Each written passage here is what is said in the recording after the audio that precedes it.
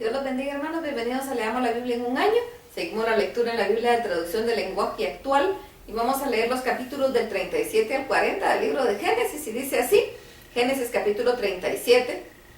Esta es la historia de Jacob, que vivió en la tierra de Canaán, donde antes su padre había vivido como extranjero. Cuando José tenía 17 años, ayudaba a sus hermanos, los hijos de Bilha y de Zilpa, a cuidar las ovejas, pero José le contaba a su padre lo mal que se portaban sus hermanos. Jacob amaba a José más que a sus otros hijos, pues había nacido cuando ya era muy anciano. Por eso le hizo una capa de muchos colores, pero sus hermanos lo odiaban y ni siquiera le hablaban, pues veían que su padre lo quería más que a ellos. Un día José tuvo un sueño. Cuando se lo contó a sus hermanos, ellos lo odiaron aún más, pues les dijo: anoche tuve un sueño y soñé que estábamos en medio del campo atando el trigo en manojos. De repente mi manojo se levantó y se quedó bien derecho, mientras los de ustedes lo rodeaban y se inclinaban ante él.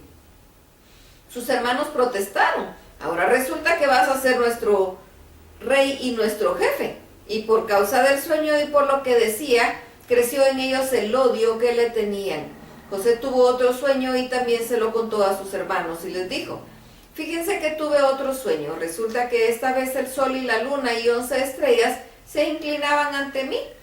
Cuando les contó este sueño a su padre y a sus hermanos, su padre lo reprendió y le dijo: ¿qué clase de sueño es ese? ¿Quieres decir que tu madre y tus hermanos y yo mismo vamos a ser tus esclavos? Y sus hermanos le tenían envidia, pero su padre trataba de entender el significado de sus sueños. Los hermanos de José habían llevado las ovejas de su padre a los pastos de Siquem. Unos días después, Jacob le dijo a José: ya sabes que tus hermanos están en Siquem cuidando las ovejas. Quiero que vayas a ver si todo está bien y que regreses a contármelo. Sí, papá, enseguida voy, le respondió. José salió del valle de Hebrón y llegó a Siquem, pero no encontró a sus hermanos por ningún lado.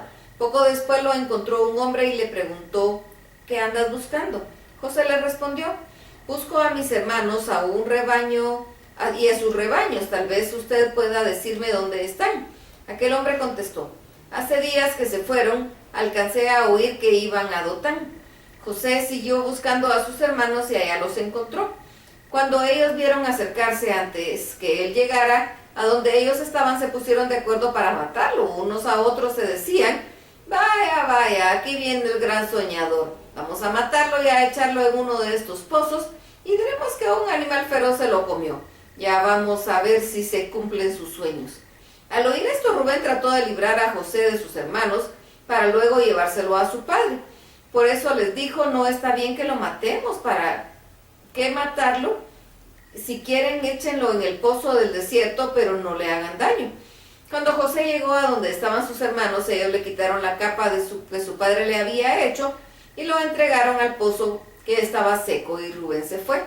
Los hermanos se sentaron a comer. De pronto vieron que se acercaba un grupo de comerciantes. Eran unos ismaelitas que venían de Galaad.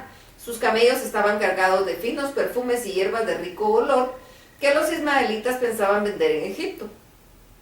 Judá entonces les dijo a sus hermanos: no ganamos nada con matar a nuestro hermano y luego tener que mentir acerca de su muerte. Nos conviene más vendérselo a los ismaelitas. Después de todo, José es nuestro hermano, es de nuestra propia familia. Esta idea les pareció bien. Así que cuando los comerciantes pasaron por ahí, los hermanos de José lo sacaron del pozo y lo vendieron en 20 monedas de plata. Entonces los comerciantes se lo llevaron a Egipto.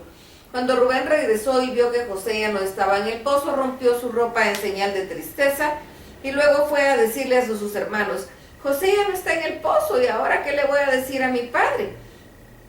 Mataron entonces un cabrito y con la sangre del cabrito mancharon la capa de José. Luego le llevaron la capa a Jacob y le dijeron: mira lo que encontramos, nos parece que es la capa de tu hijo. Jacob la reconoció y lleno de dolor gritó: sí, es la capa de mi hijo. Seguramente algún animal feroz lo hizo pedazos y se lo comió. Ahí mismo Jacob rompió su ropa y en señal de tristeza se vistió de luto y durante mucho tiempo lloró por la muerte de su hijo. Todos sus hijos llegaron para consolarlo, pero él no quería que lo consolaran. Más bien lloraba y decía que quería morirse para estar con José. Cuando los comerciantes llegaron a Egipto, vendieron a José Lo compró Potifar, que era un oficial del rey de Egipto y capitán de la guardia. Génesis capítulo 38. Fue en esos días cuando Judá se apartó de sus hermanos y se fue a Adulam, donde vivió en la casa de un amigo suyo que se llamaba Hira. Ahí Judá conoció a la hija de un cananeo llamado Súa y se casó con ella.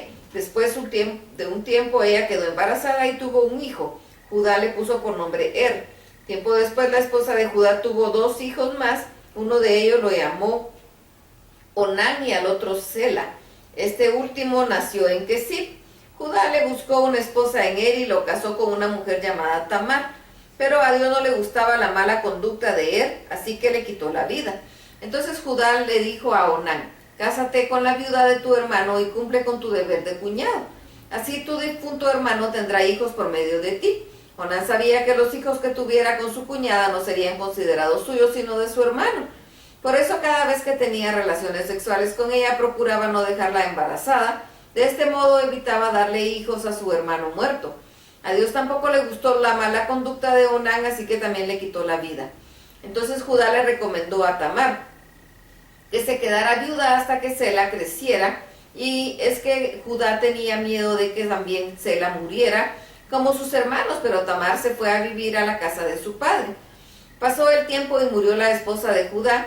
Luego de llorar su muerte, Judá se fue a Timnat, donde sus pastores estaban cortándoles la lana a sus ovejas. Su amigo Hira lo acompañó. Alguien fue a contarle a Tamar que su suegro iba de camino a Timnat para recoger la lana de las ovejas. Entonces ella se quitó la ropa de luto, se tapó la cara con un velo y fue a sentarse a la entrada de Enaim, junto al camino que lleva a Timnat. Tamar se había dado cuenta de que Sela ya había crecido y sin embargo Judá no lo casaba con ella. Cuando Judá vio a una mujer con la cara cubierta, no se imaginó que se tratara de su nuera. Más bien, pensando que era una prostituta, se acercó a ella y le propuso: oye, ¿me dejarías acostarme contigo? Ella contestó: suponiendo que te deje, ¿qué me darías a cambio? Te mandaré uno de mis cabritos, respondió Judá. Acepto, dijo ella, solo si me dejas algo tuyo como garantía de que me pagarás. ¿Y qué quieres que te deje?, preguntó Judá. Pues déjame tu sello y todo tu cordón y la vara que llevas en la mano, respondió ella. Judá aceptó sus condiciones, tuvo relaciones sexuales con ella y ella quedó embarazada. Tan pronto como Judá se marchó, ella se quitó el velo y volvió a ponerse las ropas de luto. Más tarde, cuando Judá mandó a su amigo Hira para entregar el cabrito y recoger lo que le había dejado a Tamar, su amigo no la encontró. Entonces les preguntó a los que viven por ahí: ¿dónde está la prostituta que se acostumbra a sentar junto al camino de Enaim? Ellos contestaron: aquí nunca ha habido ninguna prostituta. El amigo de Judá regresó y le dijo: no encontré a la mujer. Los de ese lugar me aseguraron que ahí no ha habido ninguna prostituta. Judá respondió: pues que se quede con todo, pero nadie podrá decir que no he cumplido mi palabra. Yo te envié con el cabrito y tú ya no la encontraste. Como a los 3 meses alguien fue a decirle a Judá: seguramente tu nuera Tamar ha tenido relaciones con alguien, pues resulta que está embarazada. Entonces Judá exclamó: échenla fuera y quémenla viva. Cuando la estaban sacando, Tamar mandó a decirle a su suegro: el dueño de todo esto fue quien me dejó embarazada. Fíjate bien, tal vez sepas quién es el dueño. En cuanto Judá reconoció su sello y su vara, dijo: el culpable soy yo y no ella, pues no quise darle a mi hijo Sela como esposo. Y nunca más Judá volvió a tener relaciones sexuales con Tamar. Tiempo después Tamar tuvo mellizos. Al momento de nacer uno de los mellizos sacó la mano. Entonces la mujer que ayudaba a Tamar le ató al niño una cinta roja en la muñeca y dijo: este nació primero. Pero el niño volvió a meter la mano y el que nació primero fue el otro mellizo. Entonces dijo la mujer: vaya, te abriste paso. Por eso le llamaron su nombre Fares. Después de él nació su hermano y como traía la cinta roja atada a la muñeca, le pusieron por nombre Sera. Génesis capítulo 39. Cuando los comerciantes llevaron a José a Egipto, lo compró Potifar, que era oficial del rey y capitán de su guardia. A José le fue muy bien ahí, en la casa de su amo egipcio, pues Dios estaba con él. Potifar vio que Dios lo ayudaba a José y hacía todo le saliera bien. Por eso trató amablemente a José, lo puso a cargo de la casa y de todo lo que tenía. A partir de ese momento y gracias a José, Dios bendijo a Potifar en todo y él no se ocupaba ya de nada más que de comer. Como José era muy guapo y atractivo, la mujer de su amo se fijó en él y le propuso: ven, acuéstate conmigo. En vez de aceptar, José le contestó: mi amo confía en mí y por eso ha dejado todo a mi cargo. Estando yo al frente de todas sus riquezas, él no tiene nada de qué preocuparse. No me ha prohibido nada y en esta casa nadie tiene más autoridad que yo, pero usted es su esposa, tener relaciones sexuales con usted sería pecar contra Dios. Y aunque todos los días ella le insistía, él la rechazaba. Un día José entró en la casa para hacer su trabajo, entonces ella, aprovechando que no había nadie en su casa, lo agarró de la ropa y le exigió: acuéstate conmigo. Pero José prefirió que le arrebatara la ropa y salió corriendo de la casa. Entonces ella, al verse con la ropa de José en las manos, llamó a gritos a los sirvientes y les dijo: miren, este hebreo que trajo mi esposo ha venido a burlarse de nosotros. Se metió aquí y quiso violarme. Pero yo me puse a gritar con todas mis fuerzas. En cuanto me oyó gritar y pedir ayuda, salió corriendo y hasta la ropa dejó. Ella guardó la ropa de José hasta que regresara su esposo, y cuando Potifar llegó, ella le contó la misma historia. Ese esclavo hebreo que nos trajiste aquí quiso violarme.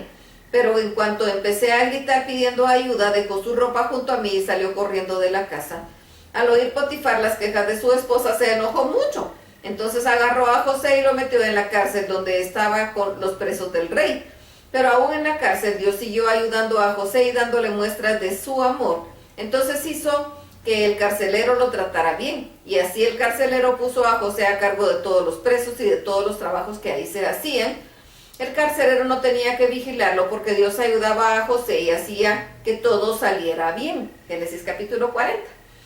Algún tiempo después, el jefe de los coperos y el jefe de los panaderos ofendieron al rey de Egipto, y el rey se enojó mucho con ellos, estos dos ayudantes. Entonces los puso bajo vigilancia en la cárcel donde José estaba preso. El capitán de la guardia los dejó al cuidado de José. Pasó el tiempo y una noche el copero y el panadero tuvieron cada uno un sueño y cada uno tenía su propio significado. Al día siguiente, cuando José llegó a verlo, los encontró muy tristes y les preguntó: ¿por qué están hoy tan tristes? Ellos respondieron: resulta que los dos tuvimos un sueño, pero no hay quien pueda decirnos lo que significa. José les dijo: vamos a ver, cuéntenme sus sueños y Dios nos dirá lo que significan. El primero en contar su sueño fue el copero y le dijo: en mi sueño yo veía una planta de uvas que tenía 3 ramas. Tan pronto como las plantas brotaban, también echaban flores y las uvas maduraban. Y yo tenía en mi mano la copa del rey, así que tomaba las uvas y las exprimía en la copa y luego se las daba al rey. Y José le dijo: las 3 ramas son 3 días, esto quiere decir que dentro de 3 días el rey te perdonará y te devolverá tu cargo, para que vuelvas a servirle como su jefe de coperos. Por favor, cuando todo esto suceda, no te olvides de mí. Tan pronto puedas, háblale de mí al rey y sácame de esta cárcel. Yo soy hebreo y me trajeron aquí a la fuerza, aunque no hice nada malo para merecerlo. Cuando el jefe de los panaderos vio que José le había dado un significado muy bueno al sueño del copero, le dijo: también yo tuve un sueño. Sobre mi cabeza había 3 canastas de pan. La canasta de más arriba tenía los mejores pasteles para el rey, sin embargo las aves venían a comérselos. José le dijo: las 3 canastas 3 días son. Esto quiere decir que dentro de 3 días el rey mandará que te cuelguen en un árbol. Ahí los buitres se comerán tu cuerpo. 3 días después el rey de Egipto celebraba su cumpleaños, así que hizo una gran fiesta e invitó a todos los ayudantes y consejeros. Ahí delante de sus invitados el rey mandó a sacar de la cárcel al jefe de los coperos y al jefe de los panaderos. Al jefe de los coperos le devolvió su cargo, pero mandó que colgaran de un árbol al jefe de los panaderos. Así se cumplió lo que José les había dicho. Sin embargo, el jefe de los coperos se olvidó completamente de José. Hasta aquí la lectura. Dios los bendiga.